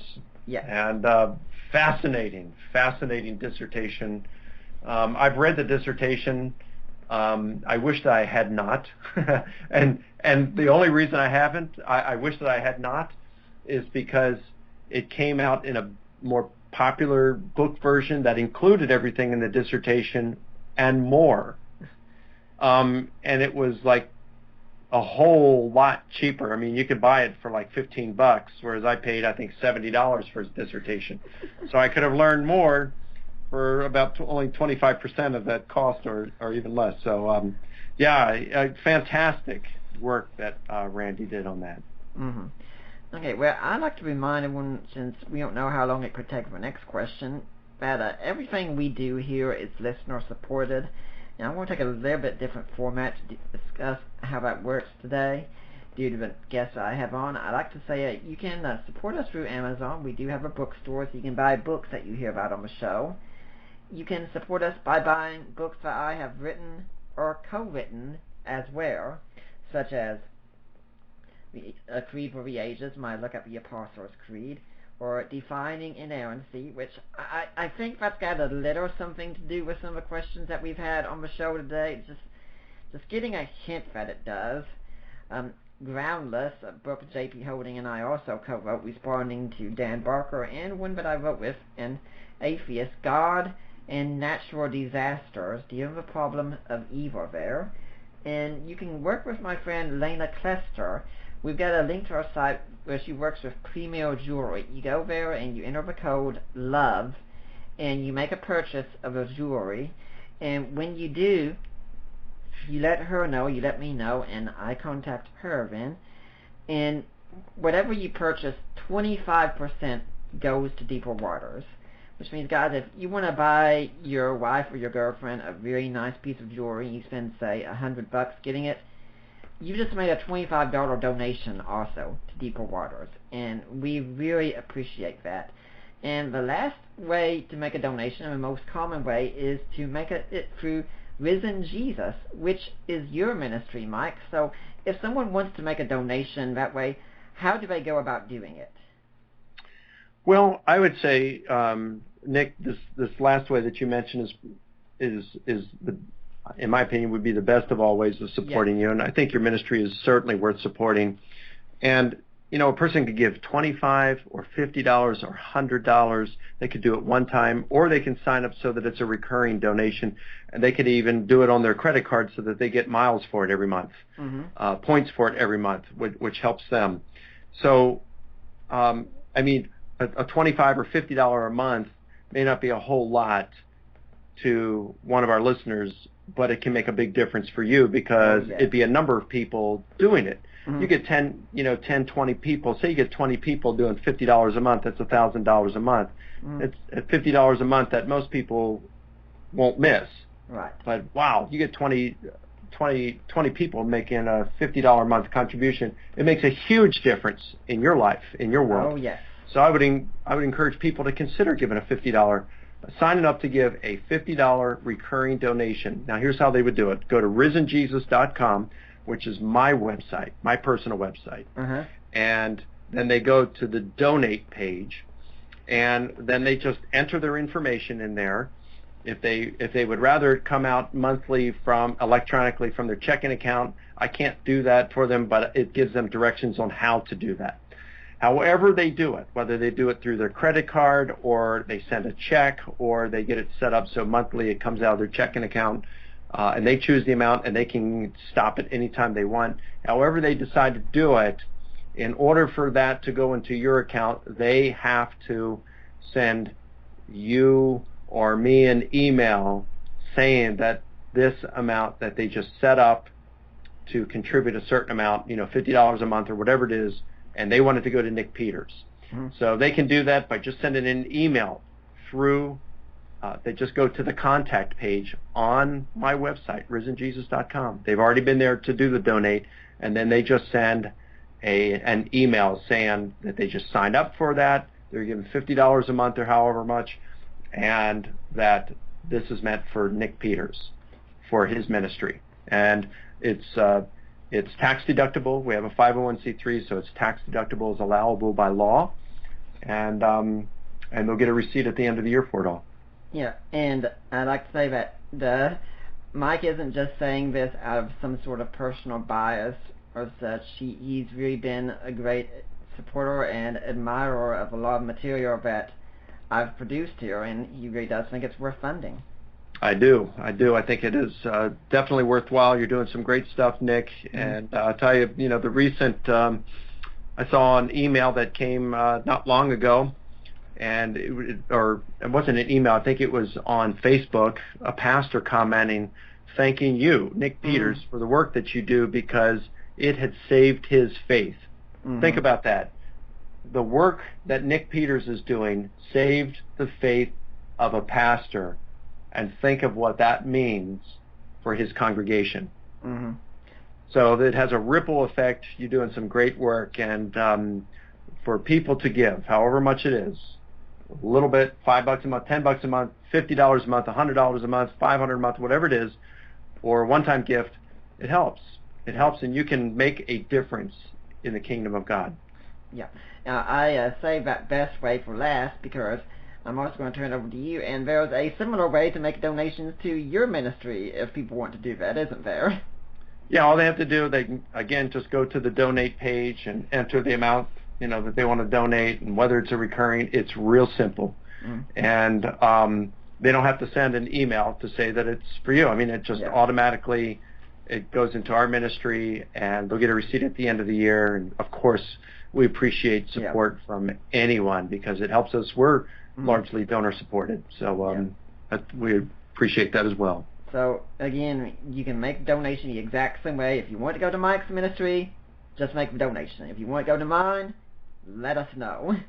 Yep, just send an email saying you want that amount of money to go to Nick, and it will. And if you want to split it up, let us know. We can take care of that too, right? That's correct. Okay. Let's get back to the questions. Arnold Frechtenbaum and several others mentioned by an ancient rabbinical thought there were two messiahs expected, Messiah ben Joseph, the suffering servant, and Messiah ben David, the conquering king. Apparently the prevalent view among ancient rabbis that these were two different messiahs, but Frechtenbaum et al.'s contention is that these both were Jesus Christ, first coming and second coming respectively. Obviously the Jews have become much more focused on Messiah ben David by the time of Christ's ministry. My question is, has Dr. Licona encountered much reference to Messiah ben Joseph in his New Testament work, such that this view above seems to him plausible or unlikely? I don't read about Messiah ben David all that often, so I'm curious what an ancient document plumber like Dr. Licona has found. Well, there's a nice little title for you, Mike. So you can put that on your resume. Mike Licona, ancient document plumber. What do you think of this question? I haven't really studied that, so I really don't have any thoughts on it. I can just say that the earliest Christians regarded Jesus as the Messiah, the anticipated Messiah, and they believed he was going to return again. Yeah, I'm thinking that if they want more information, they could start by reading, say, the Dead Sea Scrolls, perhaps. And you can read that in English, can't you? You sure can. And also, Michael Brown has dealt with this kind of thing in his Answering Jewish Objections to Jesus, so I would encourage the questioner to try and pick up a copy of that one. Unfortunately, I don't remember which volume it is in, but he deals with the question of Messiah ben David and Messiah ben Joseph. Okay, next question here. Even if the historical Jesus of the Gospels is accurately portrayed in those texts, why should that compel me to commit to him? It's a very personal question in many ways, isn't it? Well, it is. And that's something that someone's going to have to decide for themselves. If Jesus was who he claimed to be, if he is who he claimed to be, the uniquely divine Son of God, that he died for our sins, that he rose from the dead, and that we can only have eternal life through him, I mean, it seems to me the wise person is going to say, okay, I may not... I think the fact is most of us, maybe not all of us, but most of us want to live life the way we want to live life. We want to live life and get the most out of it. We want to live for our own personal happiness and so forth. Jesus calls us to be his disciples. And that could mean a period of time that God's going to ask us to do some things, and being his disciple, it's going to make us unpopular. That's going to mean that it's going to require a sacrifice in our life. It might even mean that we have to sacrifice our life because we'll be martyred for our faith. There could be, imprisonment, execution, whatever, because of our Christian faith and following Jesus. This has happened from the beginning of the church and happens up to this very day. There are more Christian martyrs every year today than ever in the history of the church. A lot of that is because of the larger population. But there is a huge attack on Christians today all around the world. So God's purpose for us is not our happiness, it's our holiness. And so when the individual looks and says, okay, this isn't about me. It's not about my personal happiness. It's about my holiness. It's about benefiting God's kingdom, living as a disciple of Jesus. That's what this is about. God is not looking just for someone to believe in his Son. He's looking for disciples. He's looking for someone who will follow the teachings of Jesus.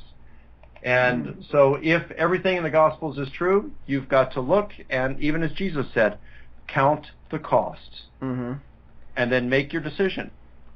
If you want to be a disciple of Jesus, the reward is eternal life. So that's up to the individual. Now, I'm thinking about the text right now where it says, you are either for me or against me. And that's a strong position to be in, because a lot of people really wouldn't want to say they're against Jesus. But Jesus says, if you're not for me, and I think that would mean recognizing him as he is, you are against me. Yes. Yep. I agree with you on that. And with what you were saying also, I mean, Christians really are persecuted all around the world, and I mean, some of us are predicting persecution is going to come more towards us because of what happened with SCOTUS recently, but I think a lot of times we in America, we look at something and we call it persecution when it could be bad, it could be unpleasant, it could be uncomfortable, but it doesn't near compare to what our brothers and sisters are going through around the world. That's correct. Mm-hmm. I mean, some people, I know, we both have a friend, Frank Turk. He's a dear friend of mine. Mm-hmm. And, Frank is full-time in Christian apologetics ministry, has a fantastic ministry. But up until a few years ago, his primary source of income was to do motivational talks, leadership talks around the country. He had Bank of America and Cisco were clients of his, and they had him come in on a regular basis where he'd go in and train management. And had nothing to do with religious stuff. It was, how to be a good leader and things like this. And, of course, Frank has written a book against same-sex marriage, wrote it several years ago. And because he had written that book, even though he did not speak on it, Bank of America and Cisco fired him, or stopped, they got rid of his contract. And he lost a lot of income from that. So, people have paid prices like that for their faith and standing for things like that. And it's probably going to get worse here in the United States. But, very few people, if any, have gone to prison for their faith here in the U.S. They haven't. Few of them have died for their faith. And I don't know how far away we are from something like that. We might be years away. And it may never come to this country like that where people are actually dying for their Christian faith. I don't know. Mm-hmm. So, but I think we can expect persecution coming to our country. I think our next election, presidential election, is going to determine how soon it's going to come and to what degree it's going to come. But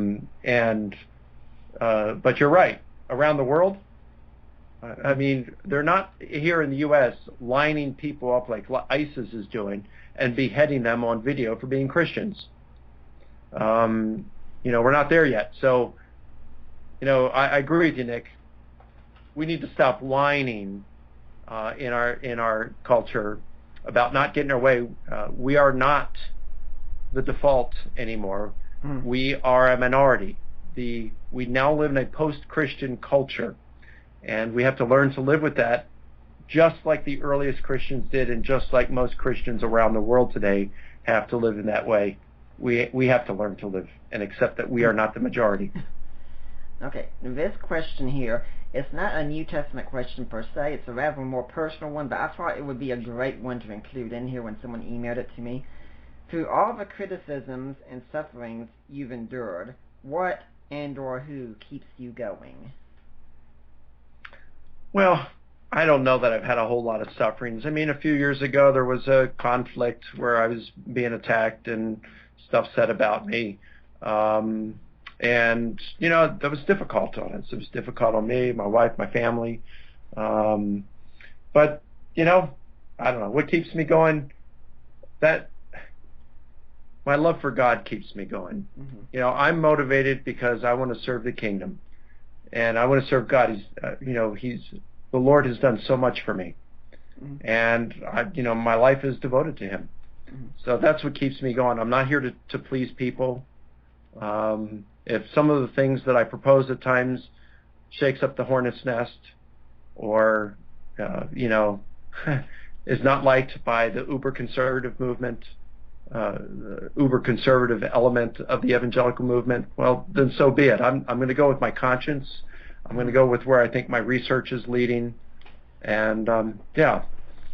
And I think looking back at that controversy, in the long run, it was horrible when it first started, but it's been a great blessing to you overall, hasn't it? I would say so, Nick. I had an effective ministry before it. I think the ministry that I have now and influence is greater now than it was before then, mm-hmm. and it is so to a far broader audience than mm-hmm. it was then. So, there might be some in, like I said, the uber conservative element of the evangelical movement who no longer like me or won't invite me to their events. I mean, most of them didn't invite me before anyway, so but a lot of them that did invite me wouldn't invite me back, and that's okay. Mm-hmm. What would you say along the lines of this question to keep apologists, maybe ones that have been in the field for a while, ones who are just starting, from avoiding the danger of burnout? Wow, that's a good question. Wow. I'd really have to think about that one, but that is definitely something to think about. Mm-hmm. I haven't burned out. I'm really passionate about what I'm doing, and passion can keep you going a long time.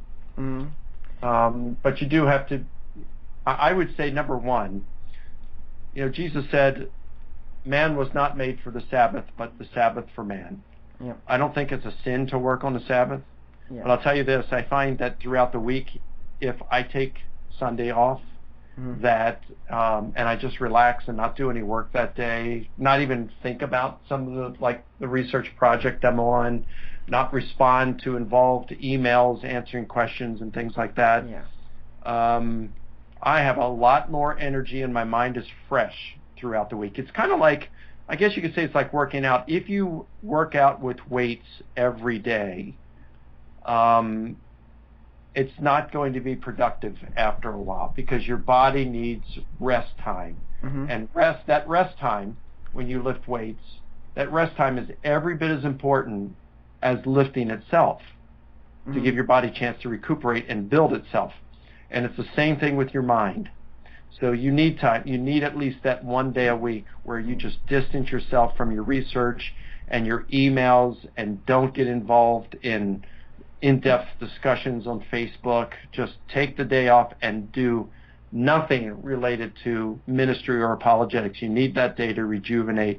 And I think that in itself would go a long way. Yeah, when people see me, they come to realize that you're not going to see me posting on Facebook on Sundays. It's because I take a break, and it has to be a severe emergency to get me to do that.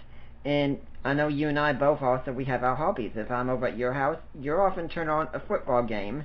Sometimes I'll put the book down, watch a football game, and that's fine for you. It doesn't do anything for me, but it's fine for you. Or you go with Allie to watch trains, which you enjoy. And of course, as you and I are both married men, we have to go out on dates and such from time to time and spend time with our wives, and that's time that we definitely don't spend studying and such. And so it is important to get that downtime in, isn't it? Oh, so important.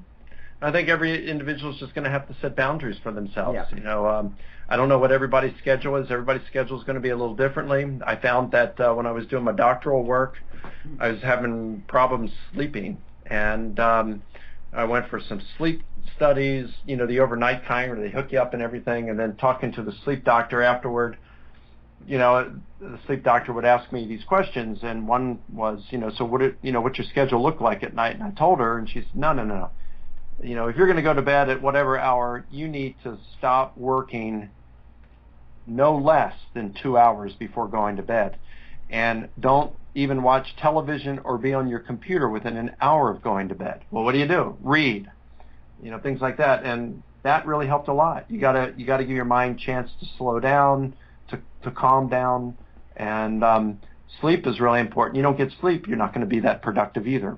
Mm-hmm. And I have a thing that I do because I work hard throughout the year. In fact, most years I don't even take any vacation, which is really, I'm finding to be counterproductive. I need to take a little bit of time off during the summer. Mm-hmm.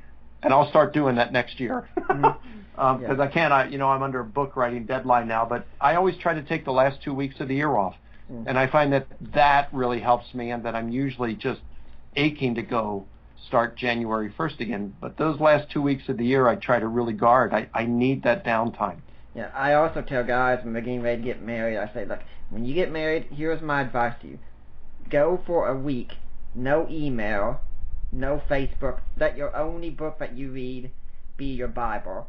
Focus on your wife right at the start, and just set that foundation for your marriage. There are better things to be doing anyway. That is good advice, Nick. Mm-hmm.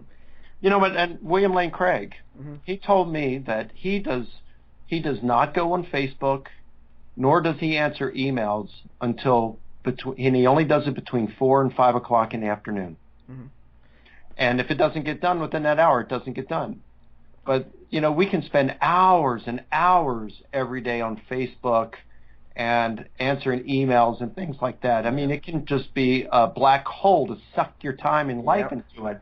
And you got to think, of course, we have to answer emails, participating on Facebook and things like that can be productive, but it's only so productive, and it's healthy to limit our time on Facebook. It's something that I need to give more attention to, that and emails. Okay, let's get back to the questions. What did Christ mean when he told Mary, "Touch me not, I have not yet ascended to the Father"? Well, we can only, speculate on that. I think that's in Matthew, isn't it? Are we talking John? It's in John. John. Okay.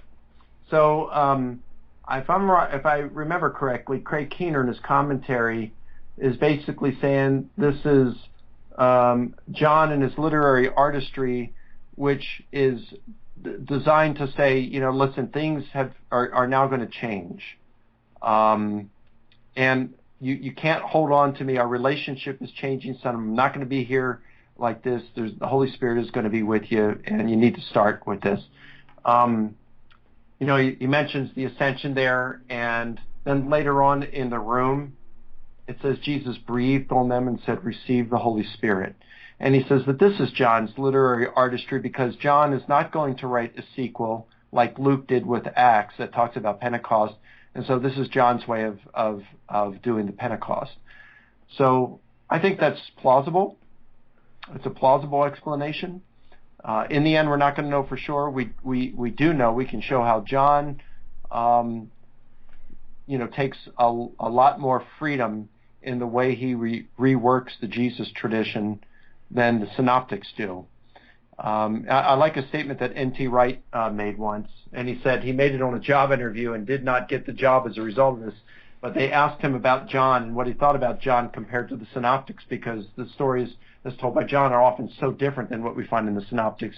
And Wright said, John, I feel like John like I do about my wife. I love her, but I don't understand her a lot of the time. I think I actually told you about that quote, didn't I? I'm not sure. You may have, Nick. Yeah. Okay, here's a question about the appearances here. So here's one right up your alley. If we're to accept 1 Corinthians' claim that the risen Jesus appeared to over 500 people, why is it that Acts has a total number of believers in the church at 120? It doesn't seem that these appearances were overly convincing. Well, that would have been, I guess, the appearance when they said 120. I'm guessing that that's the upper room. Yes. On Pentecost. Mm-hmm. Well, does that mean that there were only 120 believers at that point, or is that the number that were in the room? Right. Maybe that included the 11 plus the 2 plus the 70. The 70 or 72, depending on which tradition you're looking at, of the others that Jesus had commissioned, plus his mother, his brothers and sisters would have been there. Who knows? So it could have been others. The appearance to the more than 500 could have occurred after Pentecost. It seems, though, it would have occurred before the appearance to Paul, which probably happened within just a couple of years of Pentecost. And Paul said, "Last of all, as to one untimely born, he appeared to me." Mm-hmm. So the appearance to the 500 would have occurred, more than 500 at one time would have occurred prior to the appearance to Paul, but it would have occurred after the appearance to the 12. Mm-hmm. And it could be that it occurred in a time when Jesus was on earth, where Pentecost is 50 days after what would be the resurrection event, and people could have been traveling back to Galilee, because a lot of people would be in Jerusalem at that time for a Passover, wouldn't they? Could be. Yep. We just don't know. It's not narrated anywhere. We don't know anything else about that appearance. But what's interesting, it's in the very earliest material about Jesus' resurrection. It's not in the later stuff. Mm-hmm. So if it were in the later material, then someone might have said, there we go, that's legend right there, that's embellishment. But it's in the earliest. So that makes it kind of interesting there. Here's another question about genre. What is your view of the meaning of a book of Revelation, and what do you make of the argument it is primarily liturgical and a demonstration of worship in heaven? In particular, the view posited by Scott Hahn and others that the Catholic Mass is broadly following the structure, form, and content contained within it.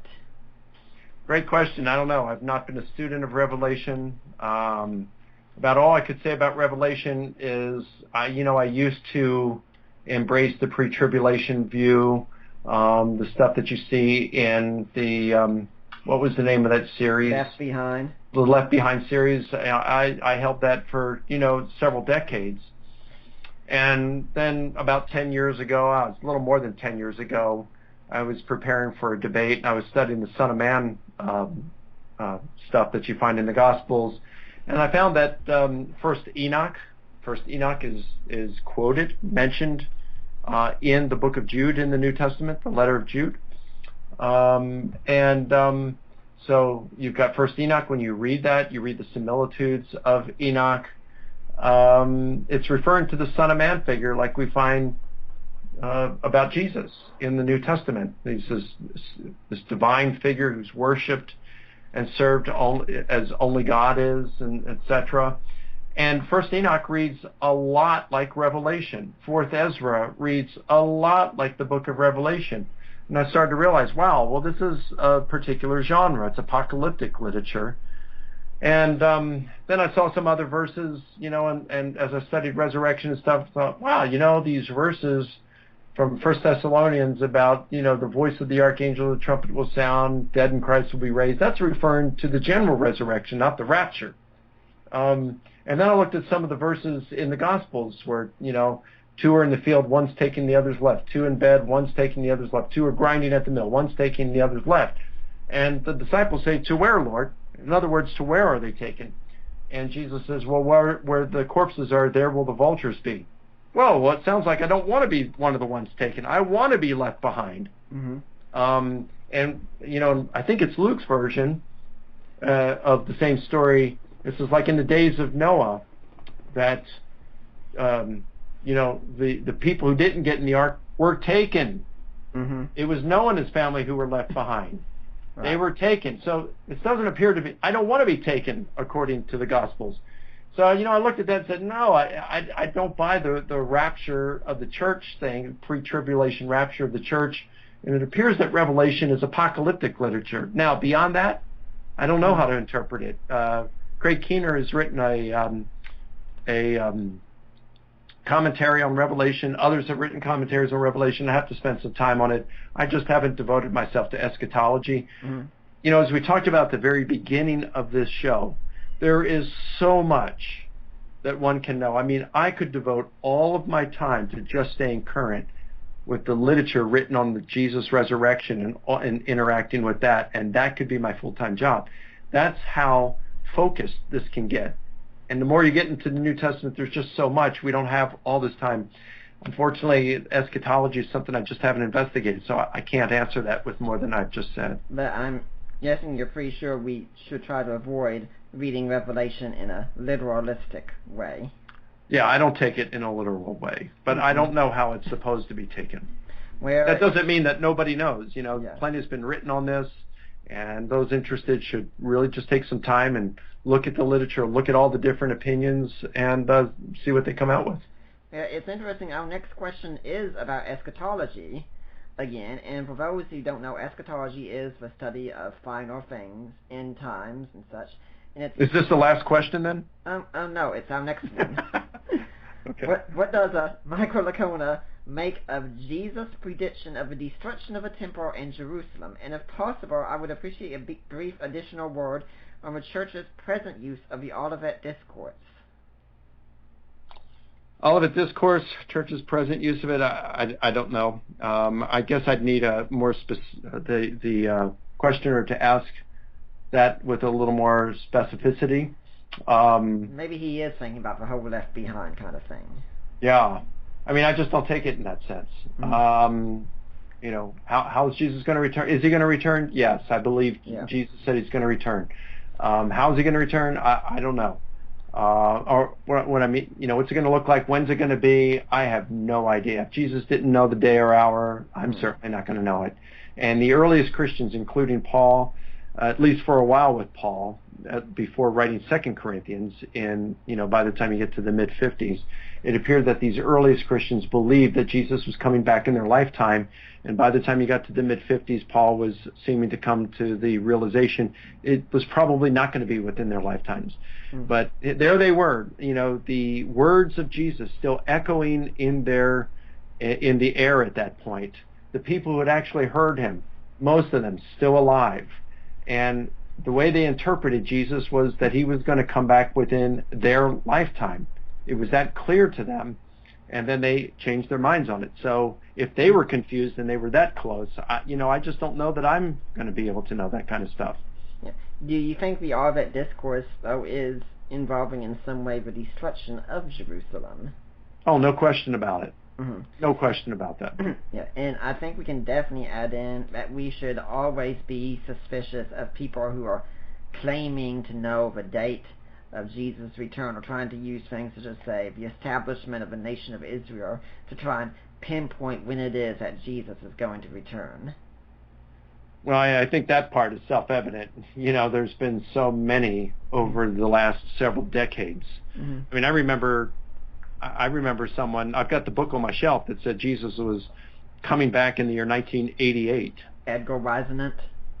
I don't know. It's been decades since I've looked at it, but it's on my shelf. I remember my father-in-law had it, and he said, "Look, what do you think about this, son? Looks like Jesus coming back, next year." This is like, the year I got married in 1987. He said, "Looks like Jesus coming back next year." I said, "Can I have that book, Dad? Or just hold on to it, because I don't give that book any kind of weight at all or credibility. And so if he doesn't come back next year, I want that to hold on to that book." And then you had Harold Camping. What was it, a couple of years ago? Yeah.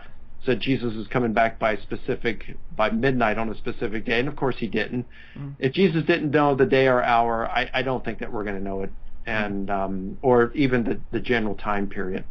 And obviously the New Testament writers and Paul thought that all the prophecies that needed to be fulfilled for Jesus to come back had already been fulfilled, because they expected it to occur in their lifetime. And it didn't happen. So I just don't know that we're going to be able to come within any kind of reasonable proximity of guessing when he's coming back. We need to be expecting his return, anticipating it, longing for his return, but and ready for it. But I don't know about predicting when it's going to happen. Okay, here's the next question here, and this will be the final one, which is fitting because it's actually the last question I have here. Is vicarious redemption an immoral doctrine? I don't think it is. I just think it's love. Well, let's explain this for our listeners a bit more. When we're talking about vicarious redemption, what do we mean?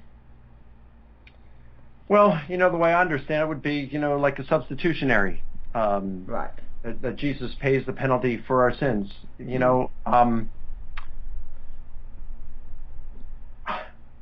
I've got an example in my mind. I just don't want to give away any names or anything like that, because it's kind of personal for that other person. But we had someone we know who got in a financial mess and several $1,000s, and this person just could not pay it, and it was their own fault, and we paid it for them. They didn't deserve for it to be paid. We did it out of love for this person, and so that was paid for. It was that immoral for us? No, it wasn't immoral for us to pay that. I'm not saying that we should do that all the time, but I'm saying in this case, this person was very repentant. So acknowledged that what they did was wrong, acknowledged this was their responsibility, but could not meet it. We paid it. And so I think that just shows that's an illustration of love, and that shows the extreme love God had for us. I don't think it's immoral. I think it's very moral. I think some people would look at it though and say it's what they call cosmic child abuse, to send your own son to die on a cross. Well, we got to remember, Jesus was very willing, and if the scriptures are correct, Right. he's part of the Godhead. So it's maybe, gosh, how would I say it? I'm just thinking off the top of my head now, but let's suppose that, I'm a soldier and, I've got from an injury or something, I need to get amputated or else it's going to get gangrene and I'm going to die and I'm out on the field. Well, I'd say, well, go ahead, take my foot off or take my hand off or something like that.